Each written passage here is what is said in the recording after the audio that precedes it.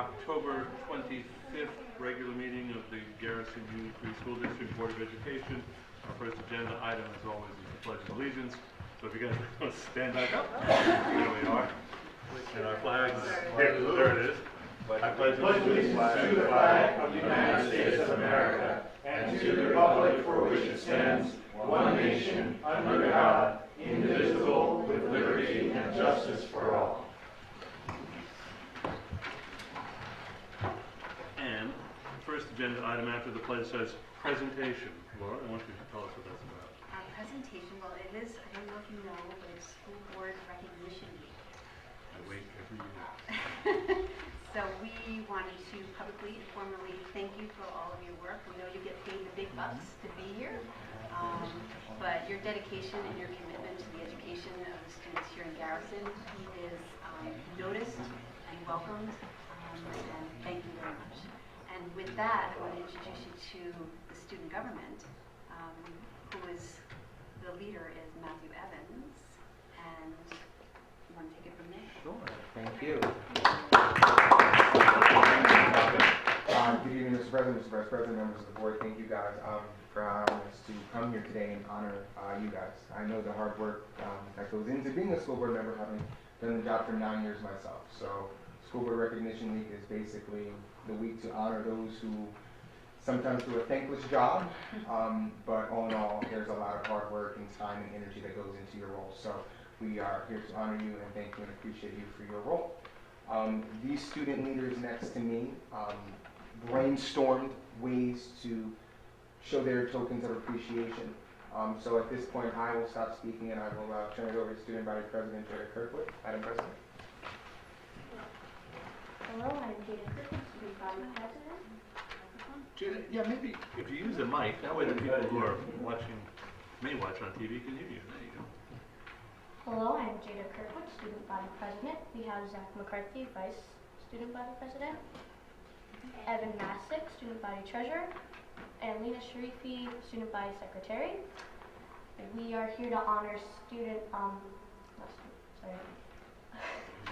Board Appreciation Week, and we had each representative for the grade write a specific letter to one of you, and we will hand them out now.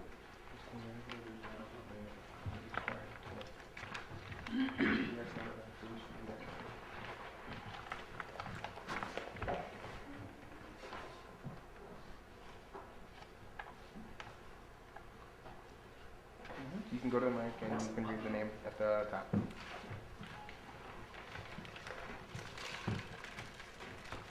Miss McCarthy. She should be here a little bit later, but you can leave that right there for her. Mr. Gelber is in Right Washington there. today, so he sits right there, but we'll get that to him. Yeah. Mr. O'Rourke. Oh, Rory, right here. Thank you. Miss Lake. Thank you very much. Thank you very much. Mr. Dubois. Thank you. But don't worry, it's both. Mr. Hope.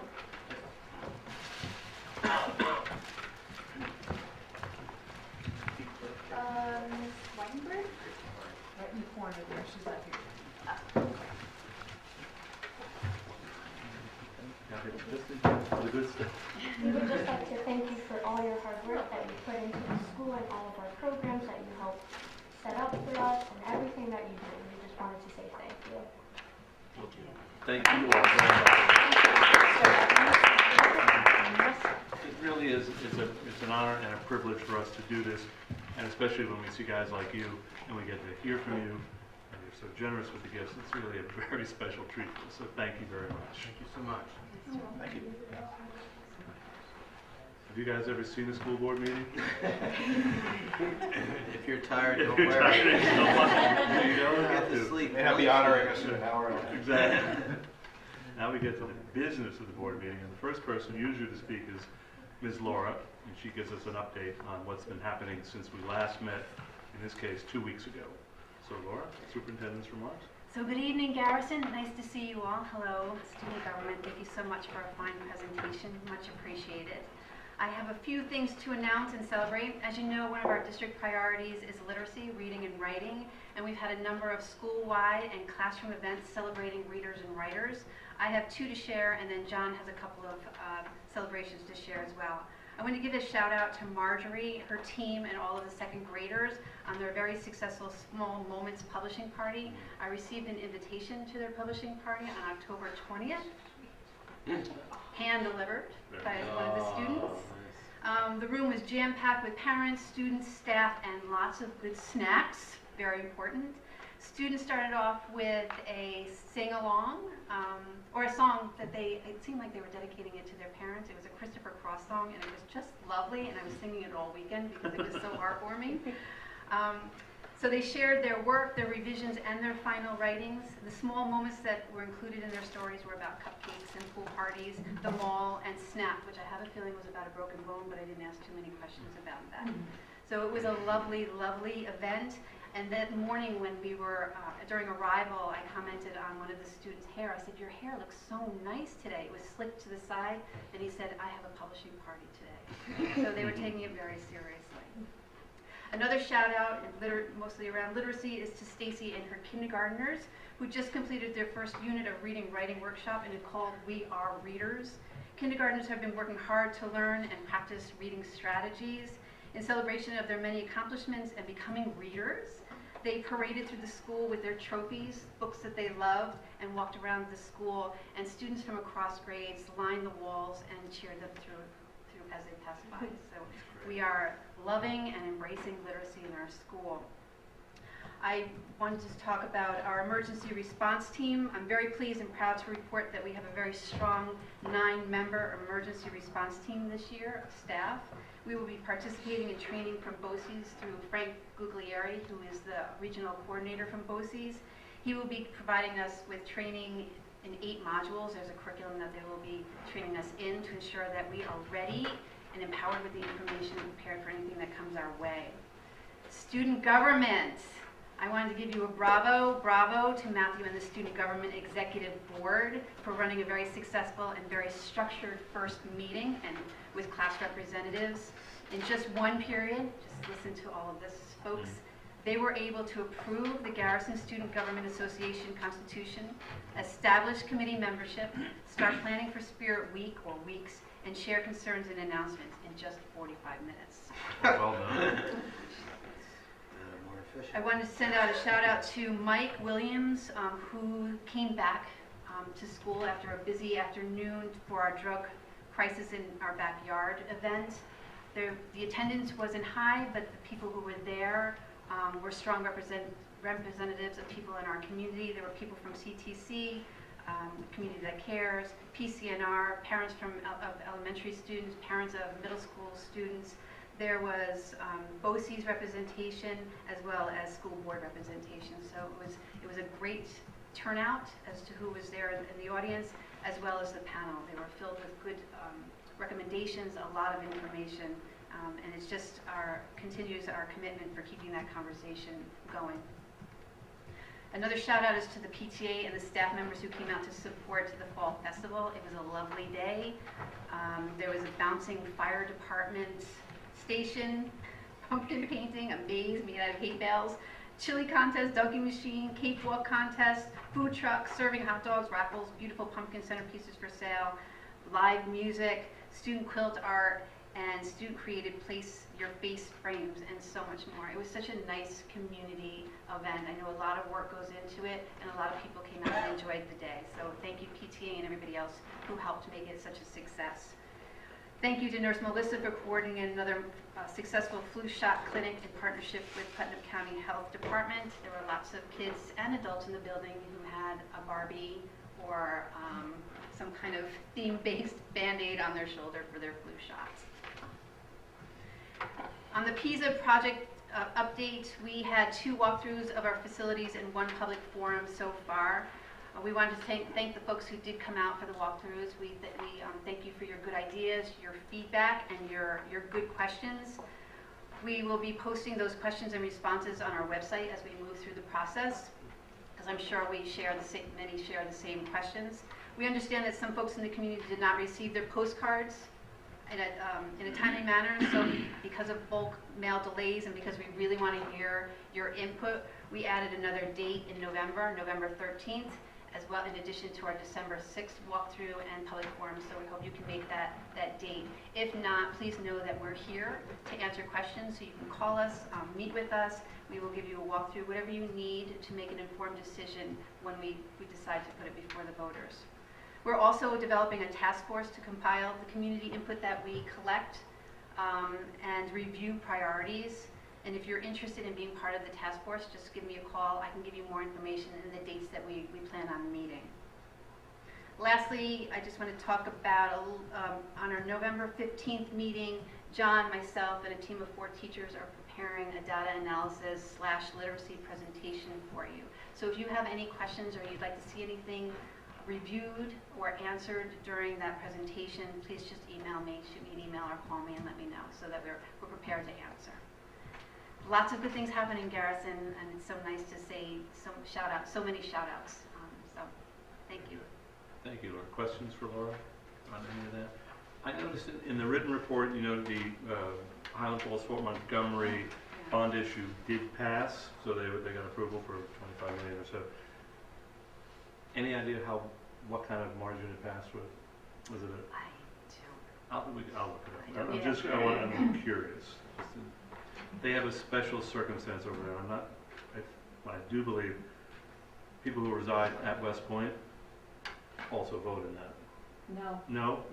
Oh, then, so I should have asked that as a question. Highland Falls. So just Highland Falls.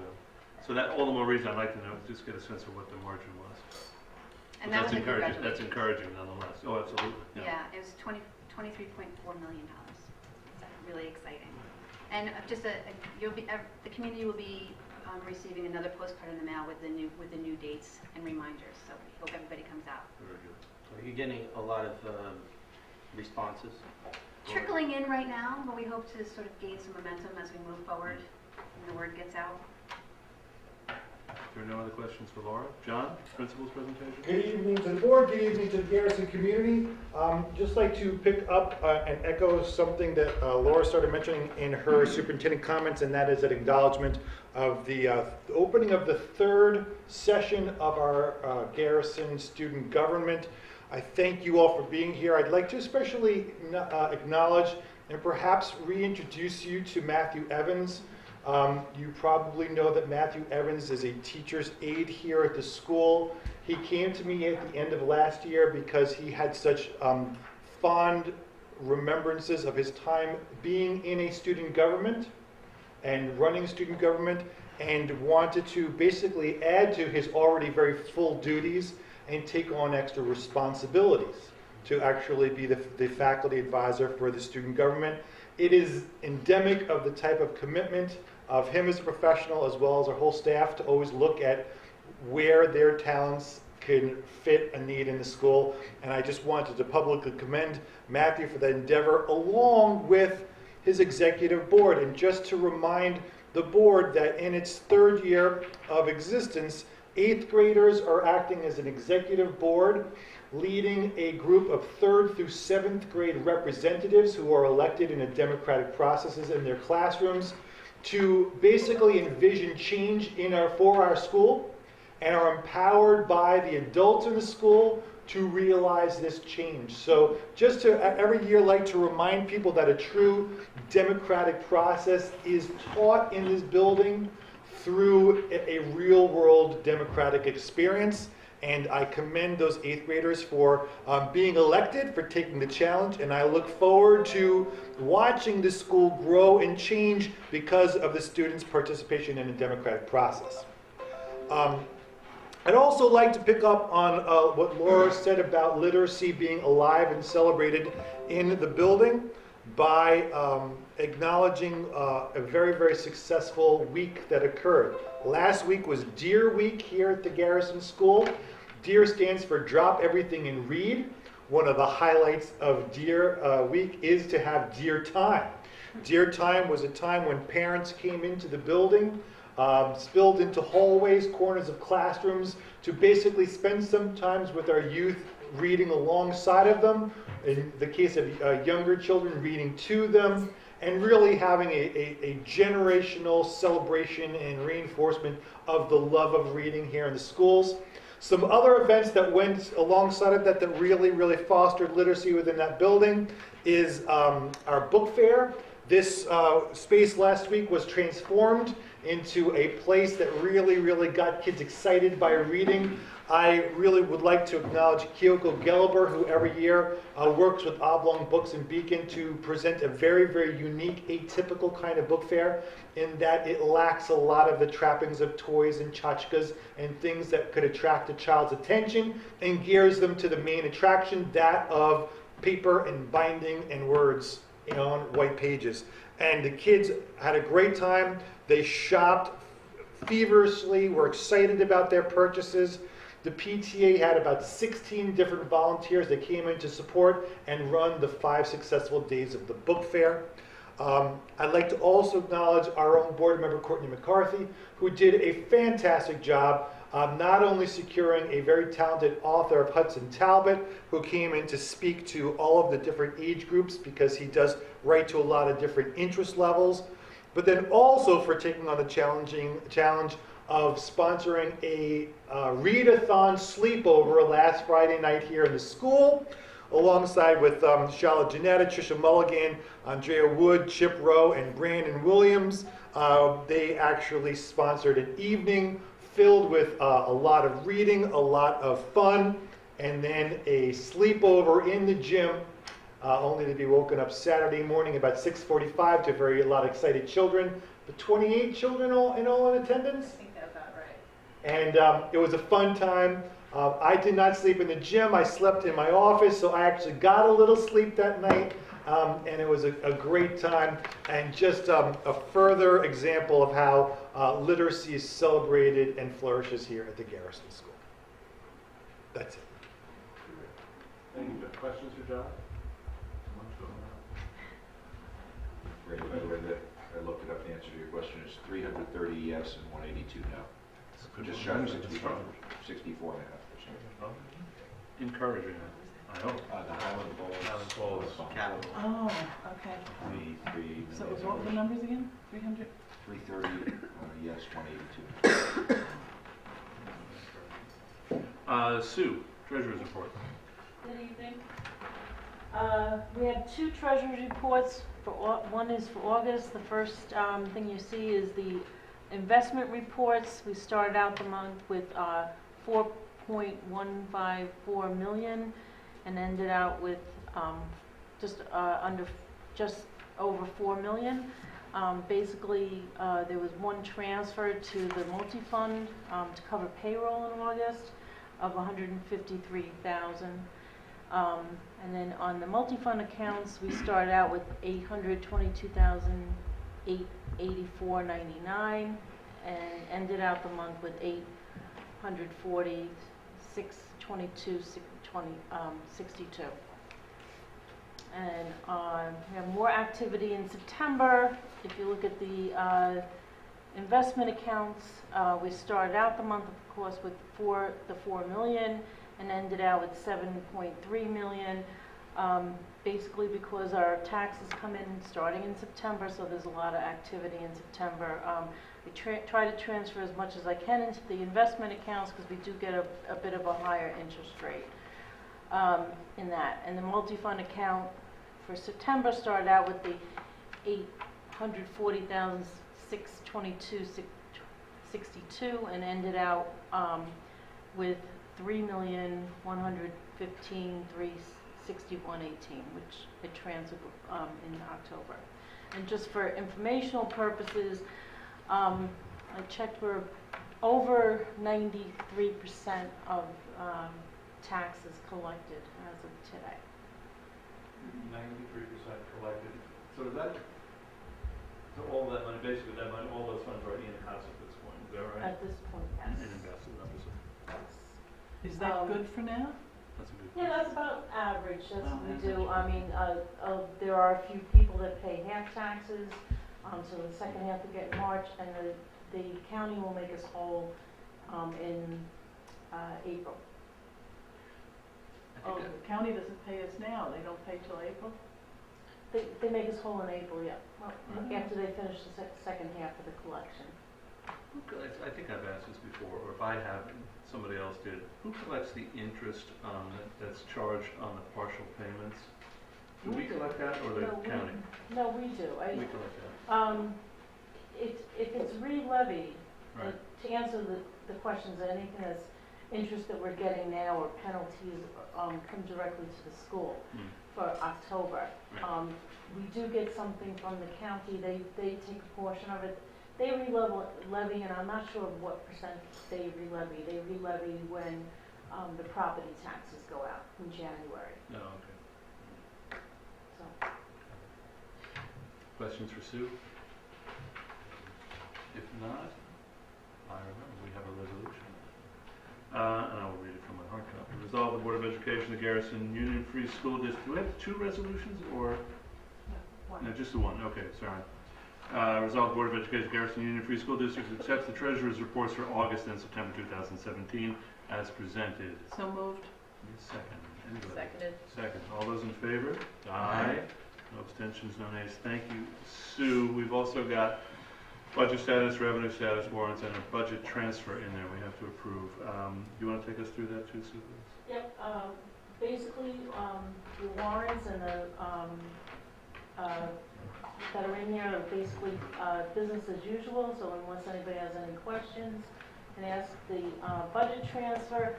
If you look at it, it's mostly salaries. I just, put in for the payroll, purchase order, which adjusts different accounts, so we might have under budgeted on one salary line and over budgeted on another, so this is really just to correct it for the rest of the year. Most of these are all salary lines. So, I'm sorry, so the budget transfer then, at the 51,006 is essentially it's a payroll transfer for payroll? Yeah. I have a question. There's a line item in here, I'm looking at budget status report.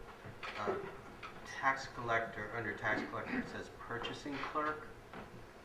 Yep. What's, okay, so That's how's, actually part of somebody's salary. We have a person who works as a purchasing clerk, a CSE clerk, and part aide. So their salary is divided into three different budget lines. So on it's- staff here? It's staff here, yes. Somebody that works actually in my office. Any other questions for Sue on that? If not, why don't we approve the budget transfer? So resolve the Board of Education of the Garrison Union Free School District approves budget transfer number 2 in the amount of $51,671. So moved. Second. And there's a second. All those in favor? Aye. No abstentions, no nays. We have a fairly straightforward consent agenda. As this, the finances, the finance portion of the meeting that you just heard, which is deadly difficult to follow, I know.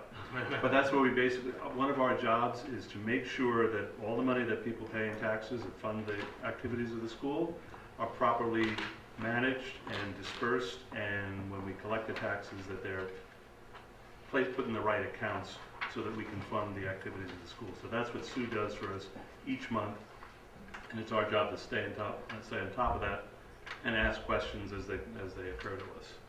Right. I just want to add, one of our roles here is to make sure that the money that we collect from the parents and property owners in this area is spent wisely and professionally and ethically, that there's not any unfair behavior going on, that's done with the sole purpose of making the school the best it can be. So that's one of our jobs, it's one of our responsibilities. And your parents and the residents in this town elect us to do that. So we're elected. Financial Chosen. oversight. Financial oversight. Right. One of our big jobs. So the next part of the meeting is something called the consent agenda, and that's where the basic business of running the school district, the things that we have to approve as a board each month, come to our attention. We ask Laura questions about them if we have any questions, and then we approve them. So you'll see things like approving substitute teachers and that kind of things. routine business of running the district. And that's all done in the consent agenda, and that's what we're up to now. So, resolve the Board of Education, Garrison Union Free School District approves the consent agenda items 6, B through E as presented. Item 1 is accept the minutes from our October 4th, 2017 board meeting. Those are attached in your package. Approve Committee on Special Education recommendations.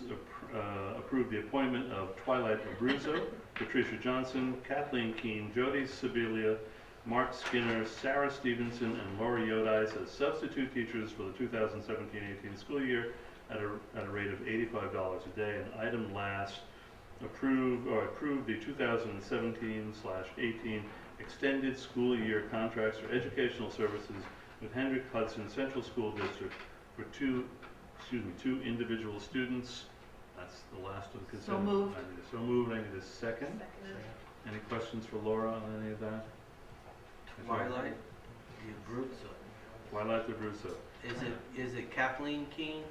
No, it's Catherine. Catherine. No. Okay, I'm not suggesting you might have made an error. Yeah. I just wanted to make some You were on clarity. that. I thought you did that very nicely. Wow. If there were no other questions. won't be after All that. those in favor? Oh, wait, Joe, yes, sorry. Do we have any kind of rule about not putting a substitute teacher in a room where their child is a student? Is that ever? Great question. No, I don't think it's. I don't think there's a rule, No. but it's by practice, we usually do not. No formal rule. I guess obviously Obviously, there's a there may name be up, points there's a there. name up here. That circumstance might arise, I guess. Is the, One of the people listed there is a parent. yeah, I got it. Okay. Maybe more than one, but there's one that I recognize. Got it. Okay. Good question. All those in favor? Aye. Abstentions, no nays. Discussion items. Depending on your point of view, this could be some of the interesting things we do, because it's not routine business. It's items that have come to our attention that we as a board have to decide upon. And before we decide anything, we have a chance to discuss them among ourselves. Recently, one of our board members, actually two of our board members, asked if we would think about how we might improve public engagement at our board meetings, and more generally, better engagement from parents and other community members in the business of running the school district. So we said we would put that on our agenda for this meeting, and we'd have a chance to talk about it. One of the people who suggested sort of more broadly how we engage the public is Mr. Gelber, but he's not here tonight. So I'm going to suggest that we table that portion of the discussion until he's here and he can share with us his specific ideas and suggestions for the kinds of things he'd like to see us do. And we'll take that subject up at another meeting. But in the meantime, Ms. McCarthy had suggested that we consider moving the public comment portion of the meeting, which typically comes at the end, further up in the agenda. And I'll let Courtney outline the proposal that she'd like us to discuss. That sounds very official. Well, I guess what I had been thinking is similarly to what I brought up at the last meeting. We encourage community members and parents to come attend the meeting, hear about what's going on at the school, and especially if there are any concerns, to raise it with the board. But oftentimes when a parent comes in, or anybody would come in, they might not know what's on the agenda, they might not know that that the meeting might be 2.5 hours long, and that might not be feasible for them to wait till the end of the meeting. So my suggestion was, and I'm still learning how the meetings are run, but if it's a possibility for somebody to stand up towards the beginning of the meeting, voice their concerns, especially if it's not something that's going to be discussed that night, but simply raising an issue so that it can be added to the discussion item for a following meeting, and to give board members a chance to do research and reflect. Then they can say their piece and either attend the rest of the meeting or then go home to the rest of their evening. But I can understand that's also in conflict with, at the end of the meeting, wanting public comment to reflect on whatever presentation we might have had. So I don't know if it's, doing a disservice to have 2 sessions. I'm looking to, for people with more experience on this, of how this works. But I know that I've heard from parents and community members feeling perhaps frustrated or not wanting to sit in on a board meeting for fear of not knowing whether they'll have a chance to stand up and say a piece. Well, let me start by saying, this is our meeting. We can structure it any way we like. And it doesn't necessarily require that we take a vote. We could experiment with this. We could be mindful of the kinds of things. We could be mindful of opportunities during special meetings where we have substantive presentations at the beginning of a meeting to encourage questions then as an alternative to fundamentally restructuring the agenda. I'm at the moment agnostic on the question, but I will leave it to the rest of you to suggest your thoughts on the question. So I'll comment. I think it's a good idea fundamentally. I certainly sat on the other side through long meetings when I had something I wanted to contribute and I didn't have much to contribute to that 90 minutes of whatever back and forth. I would suggest, so I think it's a good idea. I would suggest we take, first of all, look at each particular agenda, because sometimes there may be something that is meaty, unlike today, but it's meaty in one of the financial reports or the consent literacy agenda update on that is November. major. And then I would probably just take that whole discussion section so that, if there's a special presentation, that happens and then the public can react or comment or build on it. I would probably do it after John and Laura's comments so that you guys have your chance to sort of set the stage, particularly if there's, people are here for an issue or concern. And then we could just have a little code at the end that's sort of any final questions or comments. Dan, it's my understanding, it predates me, but I'm not sure it predates you, that the board tried something like this previously. We did. And it was not without its own challenges, and maybe you could share some. Well, one of the, because they did try it to do it earlier, is that sometimes people would, get lengthy in their statements. And, we have to take into consideration that we're sitting here for all this length of time too. So that's why they ended up moving it to the end, so that people would, if they, wanted to say something, they would say it. But it wasn't, at least we got all our business done before we went into that next section of it. There was also a time where it was done earlier, and I think this is when it got changed, and there was a timer. So people were only allowed to talk, and I was on that side then, and I didn't like that. That was, I thought, kind of, but there was a timer where people were allowed to get up, but there's only a certain amount of time. And I don't suggest that at all.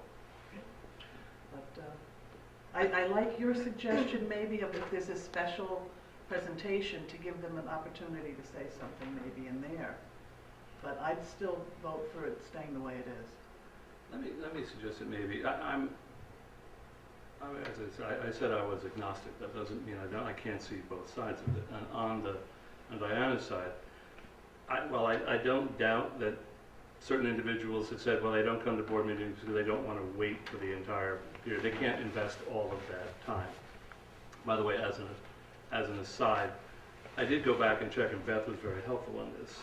In the past year, our board meetings, the public portions of our board meetings, including those meetings where we've had substantive presentations, have run on average about 90 minutes. So if someone waited for 2.5 hours, it would have been on one of those rare occasions where we had a very substantive conversation going on based on a presentation that was being made. Having said that, I don't doubt that. Sorry, that 90 minutes was what portion? The public portion of the meeting. If you do, on average, I went back, well, Beth was very helpful. Really? in The tallying business. tallying up the time when the meeting convened and when it adjourned, Oh, everything but executive session. Everything but Oh, I executive thought you session. meant just the No, discussion. just the public portion. That's why I was trying to. No, but just the Tally. public portion of, Got the it. public Yep. portion of the meeting, on average, ran about 90 minutes. So, but having said that, I do think there are any number of ways to explain the relatively low level of public participation in the meetings themselves. And it doesn't have to be just that the public comment portion of the meeting is at the end. I do think it could suggest that, one, generally speaking, the community, including parents and everybody else, are relatively satisfied with the way things are running and don't feel the need to necessarily come out and experience the meetings in the way we do. It's also true, I think we have a number of channels, an adequate number of channels by which anyone who does have a concern, a question, or an idea can share them from the classroom level to the principal to the superintendent, and also so incidentally or on an auxiliary basis through the PTA or even GSET. So there's lots of ways we get and we hear feedback. So so we have to take that into account when you consider why we don't necessarily get the level of public participation that we might otherwise expect. It may simply be that anyone who's got a question or concern is having them addressed in other forums. We also have it on the webpage, don't we have the agenda go up before the meeting? Yeah, Well, so we're the required to, agenda- that's right. Well, so the agenda is there. I think it might behoove us to, since we are a public entity and our job is to facilitate public activity. And I think if we thought of this issue as a question of user friendliness, like if we can be more useful, more friendly to the people that might come here to express an opinion, most of those folks who feel a pressing need, that used to come here over issues of budget, don't come as often because of the cap, correct? Right. So the ones that are coming are often parents.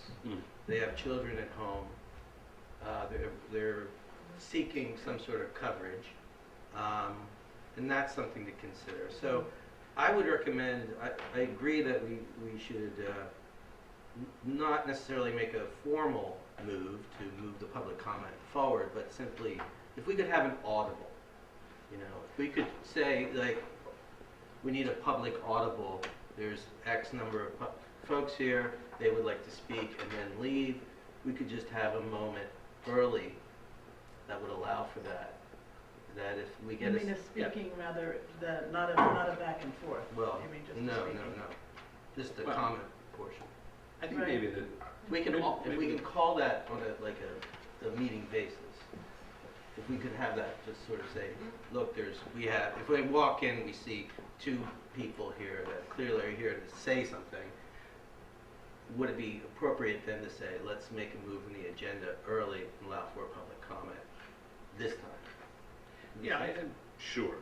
You'd have to, what you do is that you'd move to amend the agenda, you'd move public comment, Right. be adjusted, and so forth. The only thing I would say, so you have to be mindful that whatever that person is likely to raise is, we can hear it.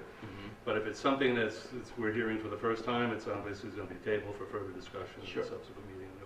The other thing I would say is, let's be mindful when we have presentations, and the one I keep coming back to is the literacy and the data presentation at our mid-November meeting, that we accommodate questions at the end of that presentation. Sure. Because I think, by the way, I do think that meeting, unlike these regular meetings, is going to get a level of attention, I hope, that's higher than this one. So Ray, I don't even remember, but is that typically in our number 2 presentation yeah, section here? right, exactly. That would, yes. Same. In fact, I think.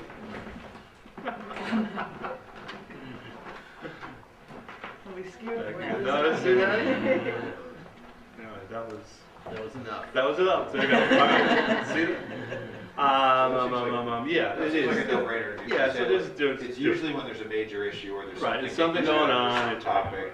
When we do that, let's have discussion. Yeah, Let's put say it we're on in. the presentation and then say, hang on for an I got it hour. on it, exactly. While we No, go through no. some bureaucracy. And I then tell you, out of we've been pretty good about that. I will ask for validation from the audience, one of our regular attendees. We've been pretty good about being open to impromptu observations, over to dicta from the attendees. So we'll just be mindful of it going forward. And one thing I want to take a moment and just give Ray credit, because I already got that. all the years that I've been on the board, we've had meetings that will go 11, 12, 1 o'clock in the morning. And Never done one Ray, of those. no, Ray, yeah, well, yes, she knows. So, you know, and that fell into the decision too, you know, because if you get somebody come in and Well, let that it is- go, then we go even longer. That is true. So I Back thank you, back in Ray, the for your- day, when those meetings used to run till all hours of the night. Well, let's Especially make, if we have executive session after. so the wise thing to do here is sort of Be mindful. be mindful and say, okay, today, let's move to If we make got a something public coming, comment. You know, this would be easy for, satisfy this particular person's need. Yep. And whatever issues come up, we don't have to engage in a dialogue necessarily, we What can we do. table for the purposes of another time, but at least they've had their chance to hear it out, Right. and they know to come back next time, if But that's. there's a level of flexibility we can have on that. Right. I think Exactly. we need to communicate this to the community though, because this is a very important goodwill action. And maybe some people have stopped coming because they're needing to help their children with homework and get their kids to bed by a certain time, and they can't be here at 9:30. So if we let it be known that they're welcome to speak near the beginning of the meeting, we may receive more engagement if they're actually speaking. I mean, if I was not a board member, I would probably be dissuaded from coming and staying for the whole meeting because I'm a commuter and I take the 6:03 train and, you know, I mean, you gotta think about the demographic. Yeah, no, I'm looking for, I'm trying to scale the problem we're trying to solve here. Given what I had said earlier about the number of avenues and vehicles parents and others already have at their disposal to address concerns, share ideas, and so forth, and the fact that they're likely doing that, there may well be a person who has an issue that has to be brought to the board's attention, but can otherwise be brought to our attention at 7:30 as opposed to 9 o'clock. That circumstance may in fact exist somewhere. But I'm not sure we necessarily need to go out at this point and say we're restructuring the meetings to include public comment at the beginning. I'd be more inclined to take a less structural, to approach it with less of a structural change than, as James said, just to be mindful that when there is important matters or important presentations, we'll accommodate questions and comments consistent with what's on the agenda as those presentations are happening. That would be my Also, preference. if we just sense that in the audience, there's a couple people who want to speak and get home to their children, that's the kind of thing that I get concerned about. Yeah. You know, we're here to, You don't want to get too I much. still think there's a big difference. So I have a recommendation. You guys can decide what you want. But I think, I'll first just say, I think there's a big difference between, there's one or two people who have something they really want to share, and there's the time sink, frankly, for everyone is, there's a major issue and everyone wants to talk and be heard and pontificate and go back and forth and debate and whatever, right? That's usually when there's a presentation, there's a topic, there's something going on, right? I would suggest that, first of all, when we know there is a presentation that is going to generate interest discussion, we both try not to schedule a whole lot of bureaucratic work on the back end of it, Mhm. and schedule time, formally make it that there's time for discussion in that section of the agenda. Yeah. So look, and we'll do that after, superintendent and principal remarks or whatever. We will discuss whatever major issue it is, literacy, testing, scores, et cetera, and have the public comments around that, and then take care of business after. We did that, we've sort of fallen away from doing that, which is unfortunate. But earlier on in my membership, my tenure on the board, we tried to do regular meetings and special meetings. And the special meetings were devoted to a particular topic, whether it was literacy, technology, goals and whatever they were, goals and priorities. And that's all we would discuss. And so they ran such that you could accommodate public comment into it.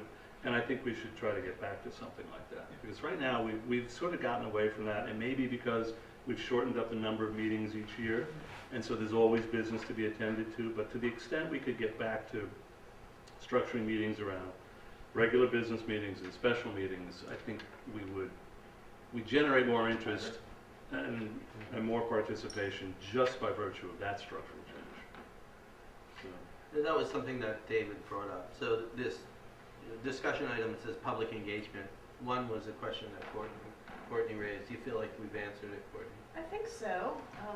I think I gather we're sort of going to take it as we go, going forward. I think our next, I'm sorry, I didn't mean to interrupt. No, go Our ahead. next big opportunity is going to be in less than 3 weeks, so let's Right. see how it goes. And then we have the other this other question that David raised. I don't want to discuss David's thinking while he's not here, but I will take his cookies. The thought here is that I guess it was something about how can we do this more. I think he was looking to maybe John and Laura to provide some insight in how we can bring greater participation from the community, or how can we develop that kind of momentum to bring the public toward these meetings and toward these presentations a little bit more strategically. Wasn't that So I it? think this covers it. Yeah, I think So if I said, Yeah. if number one, we make a real effort to say there are business as usual meetings and there are special meetings. And special meetings are when we will have topics of interest, topics likely to be discussed. The business meetings to get something done or things done. And if you want to come and listen to it, it's a public meeting, and if you have comment at the end, that's great. The topical meetings, we try not to have as much business that needs to be done on the back end. We say the purpose of this is to engage us and the community on a meaningful topic, and let's schedule it accordingly. And I think people will be much more interested in coming to the special meetings and probably very uninterested in coming to the working meetings or whatever. I absolutely agree. The only concern I have is why bureaucracies develop the way they do. So, why did we move away from that model? I'll speculate here. Not to be Because I just don't definitive. want to like reproduce the same No. problem. But I think part of the reason was we went to fewer board meetings each year. We went from whatever we were doing 2 a I month, see. we're down to.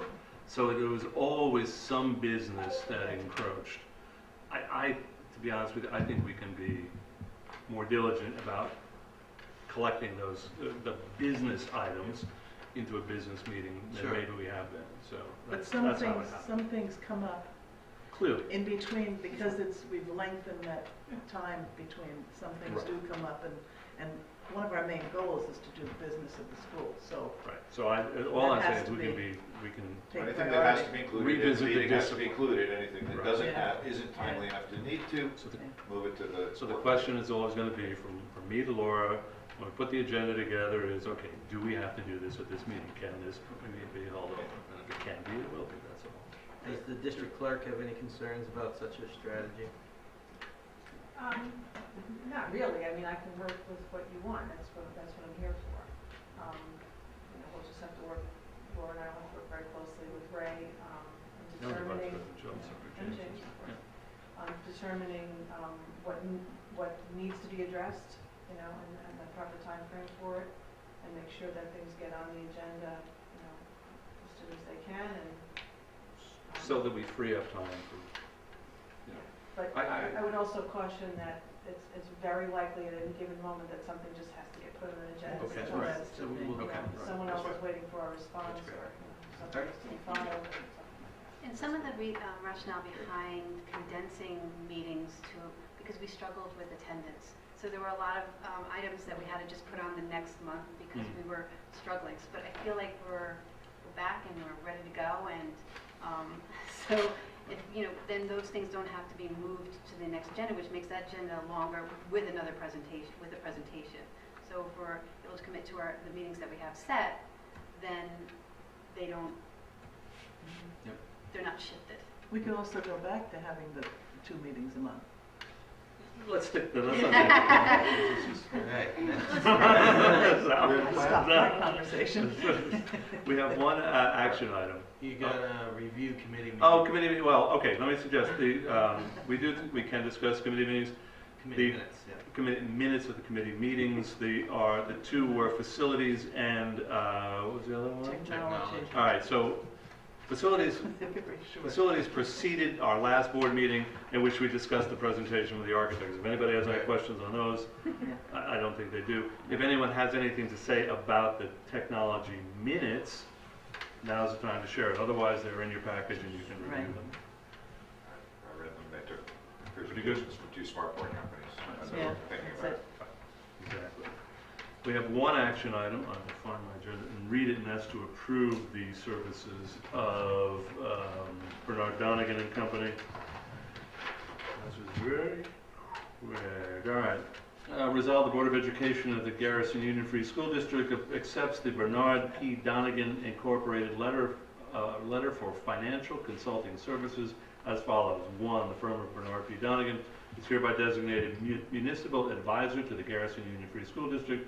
2, said firm shall be compensated for its services to be rendered in accordance with its letter of services dated October 25, 2017. That is in your package.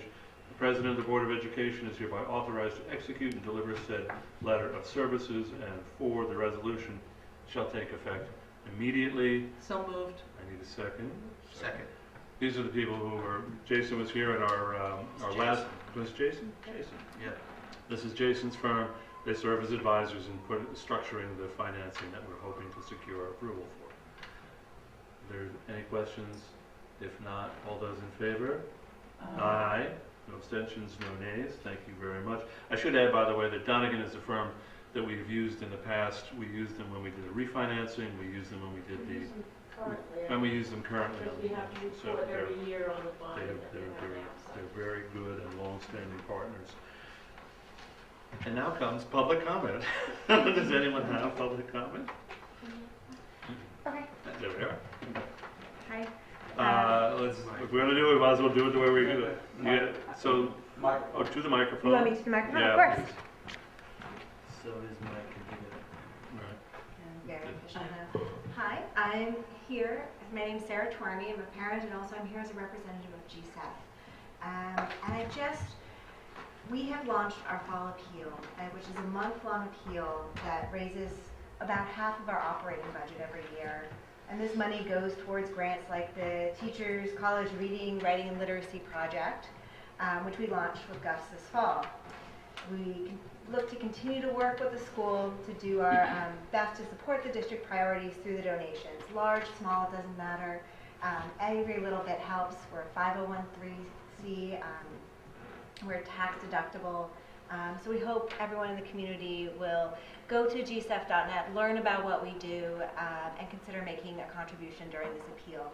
I also would like to point out that grant applications are open until November 1st for spring grants. Anyone in our community, parent, teacher, anyone can write a grant.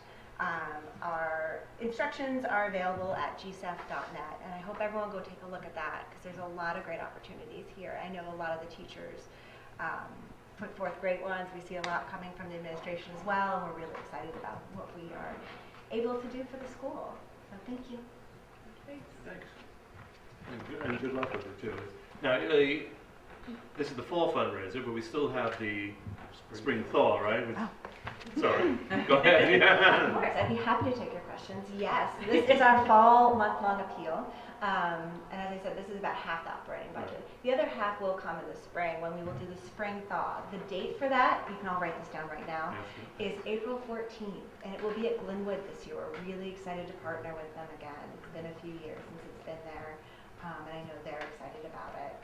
We also will have a ladies' night, which I believe is going to be scheduled for the first Friday in February. These dates are also on our website, and we will continue to take donations throughout the year. It's not just limited to And the what's ladies' night? Ladies' night is when we invite anyone in the community, the ladies mostly, to come out and we just get together.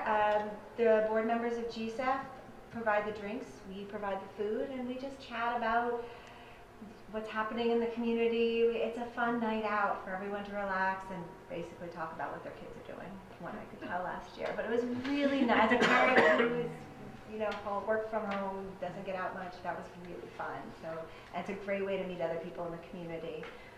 Those are our big fundraisers. But again, yes. I got one more question. You said that people could go for fill out an application. Yes, so A we're grant a that- grant writing Grant organization. writing. So, But that's usually teachers and usually staff. but at the anyone, school. this is what got And me why excited would, about why this would, school. yeah, I was just curious, why would a parent want to do a grant without communicating with the school Oh, or you teachers? can though. The or- school is so open to it. The first thing I did when I came here last year, when we moved our kids here, was to reach out to John Laura and say, what are we doing with Makerspace? It's a great initiative. It's something that excites my kids. Could we do it? And they said yes. They put me in touch with Mr. Young. We launched Makerspace. There's an amazing amount of talent in this school, I think, and they're really open to working with us. We have this great grant writing organization that's looking to fund things. So I think any parent can reach out and say, why is your kid excited to go to school? Is there something that's not here that would make them more excited? Let's make it happen. And I've seen a real willingness to do that. That's how classroom libraries came apart, is out of, I think, a budget workshop meeting where I was watching Laura's presentation. She was so passionate about what she was talking about. And the parents were asking, what more can we do? This was something we could do. And by the way, those books come home with my kids. They're reading them. It's great. So I think there's a lot of ways anyone in this community really can get involved. It could be a librarian. It doesn't need to be limited to the teachers and administrators, although that is where a large number of our grants come from. And we also have seen some from librarians. One example would be we funded an SAT prep course for older students, because we do not stop when kids hit 8th grade. GSAP is for the entire community. So we are looking for other ideas to support older children in our community as well. And I think the library is a good place to start with that, but any other parent could come to us too. You guys could come to us. Great ideas are always welcome. Thank you. Thank you. Board member comment. Any more comments? Oh, no, Thank you. I know. Anyone and everyone in any particular order?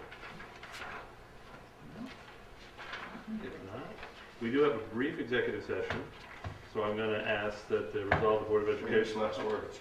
No, it will be. I just need the specific language. Sorry. Oh, yeah, it is. Okay. Resolve the Board of Education, Garrison Union Free School District adjourns to executive session to discuss the proposed acquisition, sale, or lease of real property. So moved. Any second, anybody? All those in favor? Aye. No abstentions, no nays. Thank you all very much. How much time is that? That was a record. No, we do better than that, but that was consistent.